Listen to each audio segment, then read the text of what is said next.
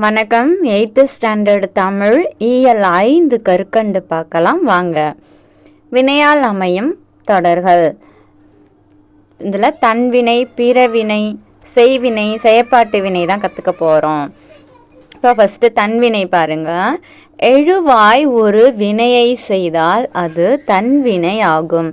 இதில் செயலின் பயன் செய்பவரை சேரும். ஸோ எழுவாய்னாலே ஒரு பெயர் சொல் தானே. ஸோ அந்த எழுவாய் ஒரு நபரை குறிக்கும் இல்லையா, அது ஒரு வினையை ஒரு ஆக்ஷனை செஞ்சுதுன்னா அதுதான் என்னென்னா தன்வினை. ஓகேங்களா. செயலின் பயன் செய்பவரை சேரும். அப்போ ஒருத்தவங்க ஒரு செயலை செய்கிறாங்க, அதுதான் தன்வினை. செல்வி கடலை கண்டாள். ஓகேங்களா. இத்தொடரில் செல்வி என்னும் எழுவாய் கடலை தானே கண்டதனால் இது தன்வினை தொடராகும். இப்போ ஒரு பொண்ணு செல்வி கடலை பெரிய கடலை பார்க்குறாங்க. இப்போ கடலை செல்வி தான் பார்க்குறாங்க இல்லையா, இது தன்வினை. அவங்களே பார்க்குறாங்க கடலை, அவங்களே செய்கிறாங்கன்னு சொல்கிறாங்க. ஸோ இதுதான் தன்வினை. இப்போ செல்வி கடலை கண்டால் தன்வினை. அடுத்தது பிறவினை பாருங்கள். எழுவாய் ஒரு வினையை செய்ய வைத்தால் அது பிறவினை ஆகும். இதில் செயலின் பயன் செய்பவரை அன்றி பிறரை சேரும். ஓகேங்களா. எக்ஸாம்பிள் பாருங்கள். செல்வி கடலை காண்பித்தால், மற்றவங்களுக்கு காட்டுற மாதிரி இருக்கு இல்லையா, கடலை செல்வி மற்றவங்களுக்கு காட்டுறாங்க, இதுதான் பிறவினை.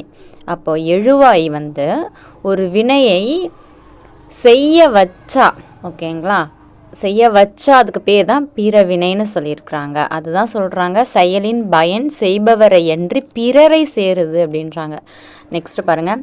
செல்வி கடலை காண வைத்தாள், காண்பித்தாளுக்கு மீனிங் கொடுத்துருக்காங்க, காண வைத்தாள், அடுத்தவங்கள பார்க்க வைக்கிறாங்க, இதுதான் பிறவினை. ஓகேங்களா. இத்தொடர்களில் செல்வி என்னும் எழுவாய் பிறரை காண வைத்ததால் இவை பிறவினை தொடர்களாகும். இப்போ தன்வினை பிறவினை எப்படி மாறுதுன்னு பாருங்கள். திருந்து இது தன்வினை, திருத்து இது பிறவினை, ஓடு தன்வினை, ஓட்டு மற்றவங்கள பார்த்து சொல்கிற மாதிரி இருக்கும் பிறவினை. ஓகேங்களா. ஓட்டு அப்படின்றது. நடத்து, உருள், உருட்டு. இப்போ செய்வினை பார்க்கலாம். இப்போ தன்வினை பார்த்தோம், பிறவினை பார்த்தோம், அடுத்தது பார்க்க போகிறது செய்வினை. செய்பவரை முதன்மைப்படுத்தும் வினை செய்வினை ஆகும். செய்வினை தொடர் எழுவாய் செயப்படு பொருள் பயனிலை என்னும் வரிசையில் அமையும். ஸோ செய்வினைனால என்ன ஞாபகம் வரணும், ஒரு தொடரில் எழுவாய் இருக்கும், செயப்படு பொருள் இருக்கும், பயனிலை இருக்கும், இதுதான் செய்வினை. செயப்படு பொருளுடன் இரண்டாம் வேற்றுமை உருபு மறைந்து வெளிப்பட்டோ வரும். மறைஞ்சு வரலாம், வெளிப்பட்டும் வரலாம். இரண்டாம் வேற்றுமை உருபு என்னது, ஐ. ஓகேங்களா. இப்போ வேற்றுமை உருபுகள் ஐ, ஆள், கூ, இன்னது, கண்ணுன்னு படிச்சிருப்போம் இல்லையா. இப்போ இரண்டாம் வேற்றுமை உருபு தான் ஐன்னு சொல்லுவோம். அந்த உருபு வெளிப்படையாகவும் வரலாம், இல்லை மறைஞ்சும் வரலாம் அப்படின்றாங்க செயப்படு பொருள்கிட்ட. இப்போ எக்ஸாம்பிள் கயல்விழி கதை படித்தால், இதுக்கு மீனிங் கயல்விழி கதையை படித்தால், ஐயின்ற உருபு மறைஞ்சு வந்திருக்குது, இதுதான் செய்வினை. அப்போ செய்வினைன்னா என்ன, இந்த எழுவாய் இருக்குதா, நெக்ஸ்ட் இது என்ன செய்யப்படு பொருள், கடைசியில் பயனிலை இருக்குது. இந்த செய்யப்படு பொருளில் ஐயின்ற வேர்டு மறைஞ்சும் வரலாம், வெளிப்படையாகவும் வரலாம். அப்போ கதையை ஐயின்றது மறைஞ்சு வந்திருக்கு, கதைன்றது கதையின்னு தான் மீனிங். ஓகேங்களா. அப்போ செய்வினைனா என்ன, செய்பவரை முதன்மைப்படுத்தும் அப்படின்னு சொல்கிறாங்க. ஐ மறைஞ்சு வரும், வெளிப்படையாகவும் வரும். ஓகேங்களா. இப்போ செயப்பாட்டு வினை பார்க்கலாம். செயப்படு பொருளை முதன்மைப்படுத்தும் வினை செயப்பாட்டு வினை எனப்படும். இப்போ செயப்படு பொருளை முதன்மைப்படுத்துதுன்னு சொல்லியிருக்கிறாங்க. செயப்பாட்டு வினை தொடர் செயப்படு பொருள் எழுவாய் பயனிலை, இந்த ஃபார்மேஷனில் தான் இருக்கும். ஓகேங்களா. ஃபஸ்ட்லேயே இருக்கும் செயப்படு பொருள், அடுத்தது தான் எழுவாய் இருக்கும், அப்புறம் தான் பயனிலை இருக்கும். எழுவாயோடு ஆள் என்ற மூன்றாம் வேற்றுமை உருபு மறைந்து வரும்னு சொல்கிறாங்க. அப்போ மூணாவது வேற்றுமை உருபு சேர்ந்து வருது என்னது, செயப்பாட்டு வினை. ஓகேங்களா. மூன்றாம் வேற்றுமை உருபு என்ன, ஆள்.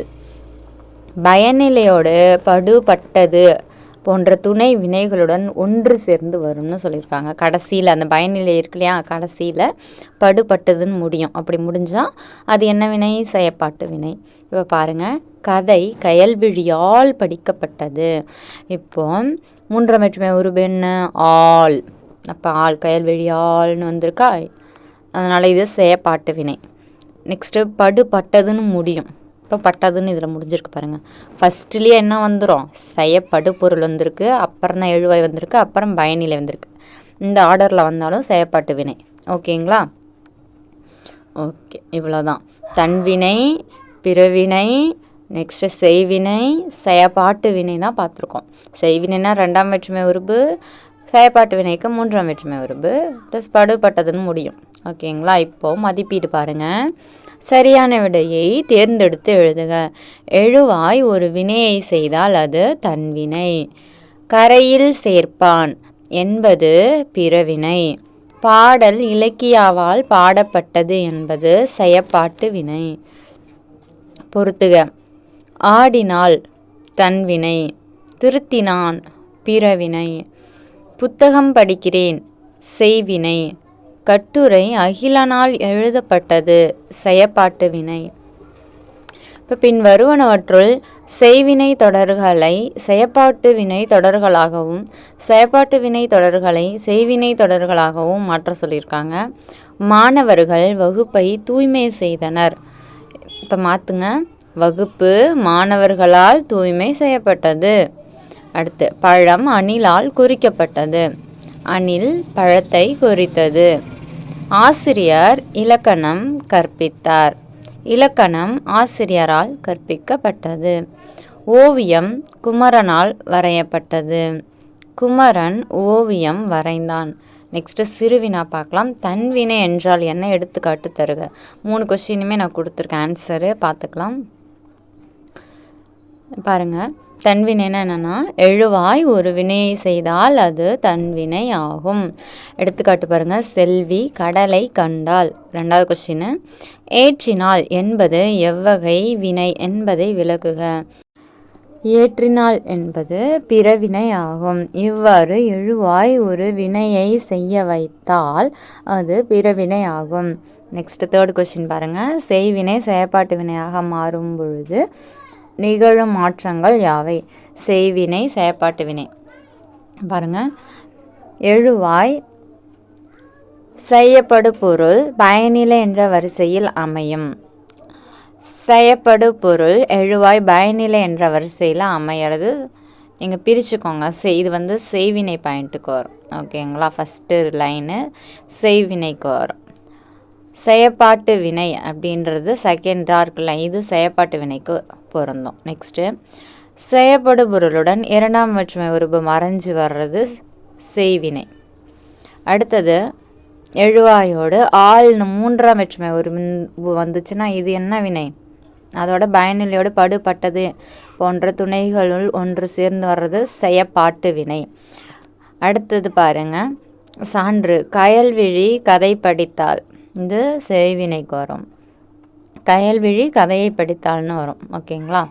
நெக்ஸ்ட்டு, இது வரைக்கும் செய்வினைக்கு வரும். அடுத்தது, கதை கயல்விழியால் படிக்கப்பட்டது, இது செயப்பாட்டு வினை. ஸோ ஒரு பாக்ஸ் போட்டுக்கோங்க.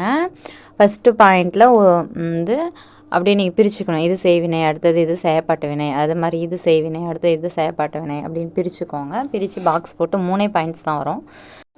நெக்ஸ்ட்டு, மொழியை ஆள்வோம். இப்போது கேட்க பாருங்கள். நெசவு தொழில் குறித்த நாட்டுப்புற பாடல்கள் எல்லாம் கேட்க சொல்லியிருக்காங்க. கீழ்காணும் தலைப்புகளில் ஒன்று பற்றி 2 நிமிஷம் பேச சொல்லியிருக்காங்க. உழவும் நெசவும் தொழில்கள் பலவிதம் பற்றி மரபு சொற்கள் கொடுத்துருக்காங்க. மரபு சொற்கள் பாருங்கள். தமிழ் மொழிக்கென சில சொல் மரபுகள் உள்ளன. அவை பழங்காலம் முதலே பின்பற்றப்படுகின்றன. இப்போது பறவைகளின் ஒலி மரபு பாருங்கள். ஆந்தை அலரும், காகம் கரையும், சேவல் கூவும், குயில் கூவும், கோழி கொக்கரிக்கும், புறா குணுகும், மயில் அகவும், கிளி பேசும், கூகை குழறும். ஓகேங்களா? தொகை மரபு பாருங்கள். மக்கள் கூட்டம், ஆநிறை, ஆட்டு மந்தை. நெக்ஸ்ட் வினை மரபு. சோறு உண், முறுக்கு தின், சுவர் எழுப்பு, தண்ணீர் குடி, பால் பருகு, கூடை முடை, பூக்கொய், இலைப்பறி, பானை, வனை. இப்போ சரியான மரபு சொல்லை தேர்ந்தெடுத்து எழுதுக பாருங்கள். கோழி கொக்கரிக்கும், பால் பருகு, சோறு உண், பூ கொய், ஆனிரை எழுதிக்கோங்க. நெக்ஸ்ட் பாருங்கள், மரபு பிழை நீக்கி எழுத சொல்லியிருக்காங்க. நான் ஆன்சரை டைரெக்டாக கொடுத்துருக்கேன், பார்த்துடலாமா? பார்த்தீங்கன்னா இங்கே கொடுத்துருக்கேன் பாருங்கள், கீழே இருக்க மரபு பிழை நீக்கி எழுதுக. சேவல் கூவும் சத்தம் கேட்டு கயல் கண் விழித்தால், பூ கொய்ய நேரமாகி விட்டதை அறிந்து தோட்டத்திற்கு சென்றால், அங்கு மரத்தில் குயில் கூவி கொண்டிருந்தது. பூவை கொய்ததுடன் தோரணம் கட்டி மாவிலையையும் பறித்து கொண்டு வீடு திரும்பினாள். அம்மா தந்த பாலை பருகிவிட்டு பள்ளிக்கு புறப்பட்டாள். ஓகேங்களா, இது ஆன்சரு. கொஸ்டினுக்கு நான் கொடுத்துருக்க, வேணுன்றவங்க எழுதிக்கோங்க. மரபு தொடர்கள் பாருங்கள். நாம் பேச்சிலும் எழுத்தலும் சில மரபு தொடர்களை பயன்படுத்துகிறோம். அத்தொடர்கள் நம்முடைய கருத்துகளுக்கு வலு சேர்க்கின்றன. சில மரபு தொடர்களுக்கு நேரடி பொருள் கொள்ளாமல் அவற்றின் உட்பொருளை அறிந்து பயன்படுத்த வேண்டும்னு சொல்லியிருக்காங்க. எடுத்துக்காட்டு, திண்டுக்கல் பூக்கள் உற்பத்தியில் கொடிகட்டி பறக்கும் நகரமாக விளங்குது அப்படின்னு சொல்லியிருக்காங்க. நெக்ஸ்ட் பாருங்கள், கொடிகட்டி பறத்தல் அப்படின்னா என்ன மீனிங்? புகழ் பெற்று விளங்குதல்னு அர்த்தம். அதை மாதிரி அவர் ஓர் அவசர கொடுக்கை. அவசர கொடுக்கைக்கு என்ன மீனிங்னா எண்ணி செயல்படாமை அப்படின்றாங்க. சரிங்களா? அப்போது ஒரு தொடருக்கு வலு சேர்க்கறதுக்காக நம்ம எப்படி யூஸ் பண்ணுறோமோ அதே மாதிரி பொருள் கொள்ளணும். ஆனால் அந்த அதுக்குரிய மீனிங் நம்ம தெரிஞ்சுக்கணும்னு சொல்லி அதை கொடுத்துருக்காங்க. சில மரபு தொடரை கொடுத்துருக்காங்க, பொறுத்தலாமா? ஆயிரங்காலத்து பயிர், நீண்ட காலமாக இருப்பது. கல்லில் நார் உரித்தல், இயலாத செயல். கம்பி நீட்டுதல், விரைந்து வெளியேறுதல். காணல் நீர், இருப்பது போல் தோன்றும் ஆனால் இருக்காது. நெக்ஸ்ட்டு, கண்ணை மூடிக்கொண்டு, ஆராய்ந்து பாராமல். பின்வரும் மரபு தொடர்களை தொடரில் அமைத்து எழுதுக பாருங்கள். வாழையடி வாழையாக, வாழையடி வாழையாக நம் முன்னோர்கள் விவசாயம் செய்து வந்தனர். முதலை கண்ணீர், காவலரிடம் மாட்டிக்கொண்ட திருடன் தான் திருடவில்லை என்று முதலை கண்ணீர் வடித்தான். எடுப்பார் கைப்பிள்ளை, நாம் சுயமாக யோசிக்காமல் எடுப்பார் கைப்பிள்ளை போல செயல்படக்கூடாது. நெக்ஸ்ட்டு, இப்போது இந்த பாக்ஸ் கொடுத்துருக்காங்க, இடமிருந்த வளம் இந்த மாதிரிலாம் கொடுத்துருக்காங்க. ஸோ இந்த பாக்ஸை நீங்கள் ஃபில் பண்ணிக்கோங்க. நம்ம கொஸ்டின் டைரக்ட் ஆன்சர் பார்த்துட்டே போயிடலாமா? இப்போது என்ன கொடுத்துருக்காங்கன்னா, ஊர்களும் அவற்றோட சிறப்பும் தான். சிவகாசி பட்டாசு, திருப்பாச்சினா அருவாள், திருநெல்வேலி அல்வா, கோவில்பட்டி கடலை மிட்டாய், மதுரை மல்லிகை, பன்ருட்டி பலாப்பழம், தஞ்சாவூர் தலையாட்டி பொம்மை, மணப்பாறை முறுக்கு, காஞ்சிபுரம் பட்டுப்புடவை, சேலம் மாம்பழம், பழனி பஞ்சாமிரதம், தூத்துக்குடி உப்பு, ஸ்ரீவில்லிபுத்தூர் பால்கோவா, திண்டுக்கல் பூட்டு.